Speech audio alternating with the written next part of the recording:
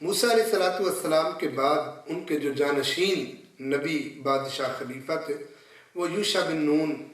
علیہ السلام تھے۔ اللہ رب العزت نے ان کو حکم دیا کہ بیت المقدس کو آزاد کروایا جائے۔ پہلے موسیٰ علیہ السلام کو حکم دیا تھا،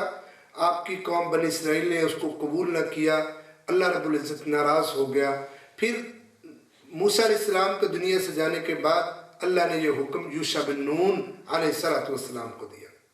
اب جب وہ لے کے اپنی قوم کو جہاد کے لیے بیت المقدس کے لیے جانے لگے تو انہوں نے 3 شرطیں رکھی کہ پہلے یہ کام اگر کسی نے کرنے ہیں تو وہ میرے ساتھ جہاد پہ نہیں جائے گا۔ پہلا کام، میرے ساتھ جہاد پہ وہ نہیں جائے گا جس کا جانور، جس کی بکری، گائے، اونٹنی بچہ جنم دینے والی ہے، یعنی جس کی جو کوئی بھی جانور ہے وہ بچہ جنم دینے کے قریب ہے وہ میرے ساتھ نہیں جائے گا۔ دوسرا، جس نے گھر بنایا اور چھت کے قریب ہے اس کا گھر، چھت اس پہ پڑنے والی ہے، وہ بھی میرے ساتھ نہیں جائے گا۔ اور تیسرا شخص جس نے نئی شادی کی ہے وہ بھی میرے ساتھ نہیں جائے گا۔ کیوں؟ یہ وہ 3 چیزیں تھیں جو رکاوٹ ہوتی ہیں، انسان کا دھیان پیچھے رہتا ہے اور اگلا کام جو اہم ترین کام ہوتا ہے، اہم ترین فریضہ ہوتا ہے، وہ صحیح ادا نہیں ہو سکتا۔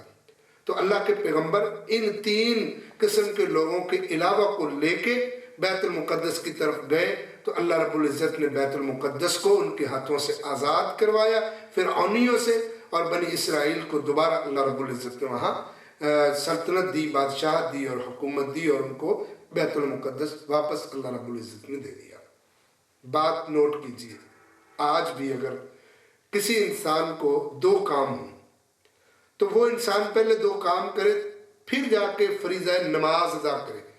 ورنہ وہ نماز ادا نہ کرے۔ پہلا کام کیا ہے؟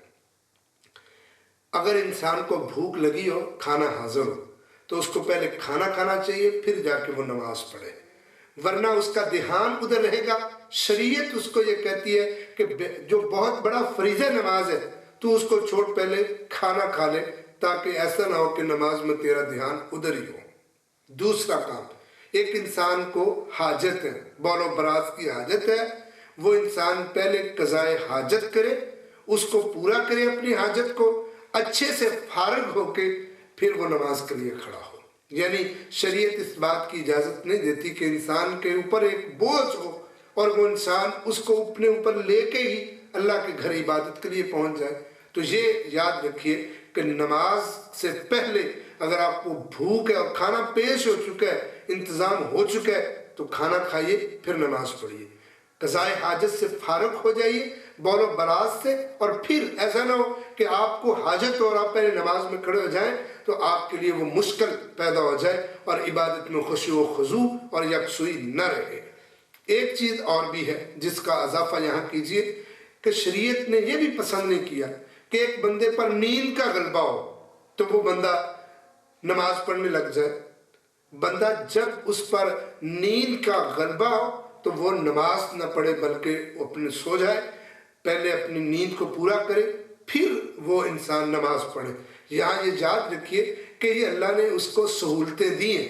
3 سہولتیں دی ہیں کہ پہلے کھانا کھا لے، پہلے بول و براز سے فارغ ہو لے، پہلے اپنے آپ کو فریش کر لے نیند سے، پھر وہ نماز پڑھے۔ ان کو بہانہ بنا کے نمازوں کو مؤخر نہ کرتا پھرے، کیونکہ جو انسان نیکیوں میں پیچھے رہتا ہے آخر وہ جنت میں بھی پیچھے رہ جاتا ہے۔ تو اس لیے کوشش کیجئے کہ جب آپ نماز پڑھنے کے لیے کھڑے ہوں تو اس وقت بڑے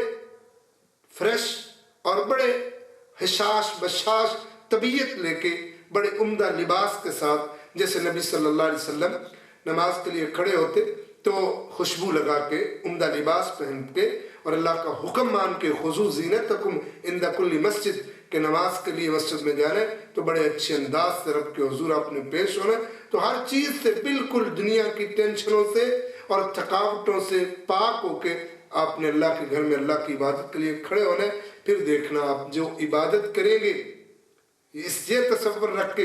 کہ میں رب کو دیکھ کے سجدہ کر رہا ہوں، رب مجھے دیکھ رہا ہے، تو آپ کی وہ نماز اللہ کے ہاں قبول ہوگی۔ ورنہ وہ نماز جس کا دھیان کہیں اور ہو اور نماز کے اندر انسان کا خشوع خضوع نہ ہو، وہ انسان کے منہ پر مار دی جاتی ہے۔ اور صحیح بخاری کے اندر روایت ہے اگر کوئی انسان، سیدنا عثمان غنی رضی اللہ تعالیٰ عنہ بیان کرتے ہیں، اگر کوئی انسان 2 رکعتیں نماز پڑھتے ہے اور نماز ایسی ہوتی ہے کہ اس کے اندر خشوع ہوتا ہے، خضوع ہوتا ہے، قرات اطمینان ہوتا ہے، رکوع سجود کا اطمینان ہوتا ہے، اور اپنے دل میں کوئی باتیں نہیں کرتا، دھیان اس کا کہیں اور نہیں ہوتا، صرف اللہ کی طرف دھیان ہوتا ہے، غفر لہ ما تقدم من ذنبہ، وہ 2 رکعتیں ہی بسا اوقات انسان کے سارے گناہ معاف کر دیتی ہیں۔